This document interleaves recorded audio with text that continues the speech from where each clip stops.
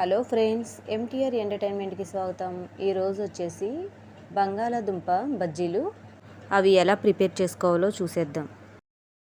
దానికోసం నేను ముందుగా ఒక మీడియం సైజు ఉన్న బంగాళాదుంపనైతే తీసుకున్నాను. ఇప్పుడు దీనిపై ఉన్న చెక్కంతా కూడా తీసేసుకుని మనకి బజ్జీలకి కావలసినట్లుగా రౌండ్గా మనం దీన్ని కట్ చేసుకుందాం.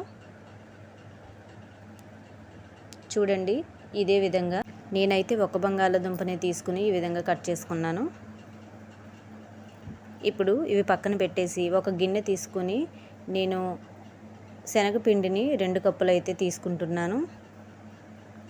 ఇప్పుడు ఈ శనగపిండిలో రుచికి కావలసినంత సాల్టు, అలాగే కొద్దిగా వంట సోడా, కొంచెం వాము కూడా వేసుకుని ఇదంతా కూడా కొద్దిగా వాటర్ వేసుకుని మనకి బజ్జీలు వేసుకోవటానికి వీలుగా ఉండేటట్లు కలుపుకుందాం. ఎక్కడా కూడా ఉండలు లేకుండా కూడా చక్కగా కలుపుకోవాలి. చూసారు కదా, ఇప్పుడు స్టవ్ మీద ఆయిల్ పెట్టుకుని ఆయిల్ వేడెక్కిన తర్వాత చూడండి, ఆయిల్ వేడైంది కదా. ఇప్పుడు మనమైతే బంగాళాదుంప బజ్జీల్ని వేసుకుందాం.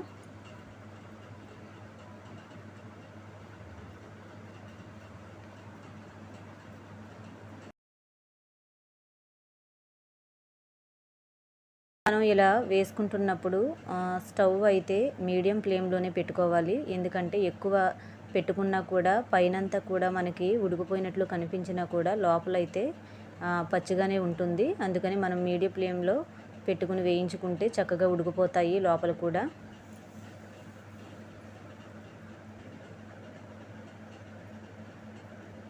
మన వీడియోని మీరు కనుక ఫస్ట్ టైం చూస్తున్నట్లయితే లైక్ చేయండి, షేర్ చేయండి, సబ్స్క్రైబ్ చేయటం మాత్రం మర్చిపోవద్దు.